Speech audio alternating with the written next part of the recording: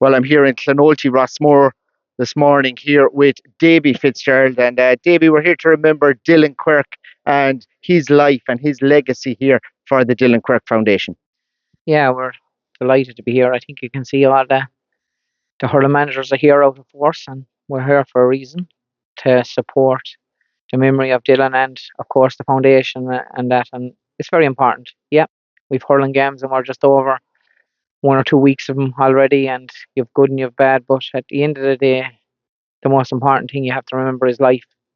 And like we I always try to say to the lads, we'll go out and we'll do our absolute best, and whatever that is, it is, and then we just get back and enjoy our lives the way we should be enjoying it. It's grounding, I suppose, to know that there was a hurler there 12 months ago on the field with Tipperary. This year he's not around. Like, that is something that is in all the minds of the Tipperary players and players nationwide and managers, because you're here, one and all today from Pat Ryan, yourself, all the managers. Yeah, well, I know on our training jersey we have everyone was asked to put in a few words on different parts of their life, and actually Dylan Quirk's name is on our training jersey, believe it or not. Um, and rightly so. Like as you say, a year ago he was here and he was playing away, and now he's not. And you know, and sometimes I think of people being negative about stuff or giving abuse after games. I'm thinking there's no need for that. Like there's way more important things in life, and we just need to be maybe a bit nicer to each other and enjoy the time we have. Everyone does their best in whatever they're trying to do, and I like it's sad when you come down here and like you see probably his family here and they're missing a part of his family that they shouldn't be probably missing. It's tough going. The foundation trying to get as much cardiac screening as they can. It's phenomenal, and fair play to them for actually taking on that challenge. And Anton, I think we can do as managers or players, we should do it in the story, and I think that's very important. Disappointing for you the weekend. Big loss to Cork. What's it been like the last 48 hours or so there, or less even since that match? Yeah, like I don't think we had as much energy, and like our tackling certain wasn't at the same level as it was against Limerick. I don't know for what reason. Maybe it's something I did wrong myself. I'm not sure. Um, but in saying that, like we probably got 4 goal chances, 3 or 4 goal chances. Probably should have had a penalty. Um, you get 1 or 2 of them, it makes the game closer. Like you look at the Limerick Clare game the other day, Clare probably deserved to win that game by maybe 5, 6, 7 points. Now Limerick just being the fighters they were, they held in there. So the championship is funny, but what it looks like now is it's wide open at the moment, and that's not a bad thing either. Like I would definitely not discount Limerick. I'm telling you, they are going to be thereabouts at the end of it. But what it does mean is there's now a lot of teams thinking, you know what, we have a chance. You look at calls by referees in a close match. It makes a big difference. We saw Jurgen Klopp the weekend. Like perceived anger at officials as well. Like, it's something that it's a fine line, really, isn't it? It's a fine margin between referees, um, managers, and the result. I think the rugby have a spot on. I'm going to be honest with you. Like I think they have the right system in place. I think you get a call the day beforehand on what way they're looking at refing it, what they're thinking, X, Y, and Z. I think you can talk to them after the game or the day after the game, and you get 10 minutes to ask them the things you saw. And personally, for me, just to be able to ask a few questions, some will dismiss you outright, won't even answer you or look at you. Yeah, you might be after giving out to them on the sideline. Like you're only giving out because you see something that you think is wrong. So it isn't you're fighting for your team. But if you could get a situation where you could just have a chat and ask them what they saw, maybe they did see something different or whatever, and that's fine. You have to accept. Like referees are not going to get every call right, and we understand that. But it shouldn't be a case that referees are 5 or 6 points of a difference in a game between making bad calls and not making calls. So I think it's a fine line of finding the right process to engage as well.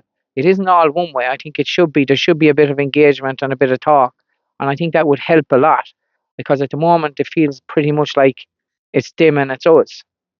And I just feel that the rugby situation where you can actually talk, and I have to say there is a few referees out there who encourage that they'll actually talk to you, and you could actually ring them and ask them what they thought afterwards. And Do you know what? I'd be happy with that, even if they got it wrong, just to see what they were thinking or what they saw.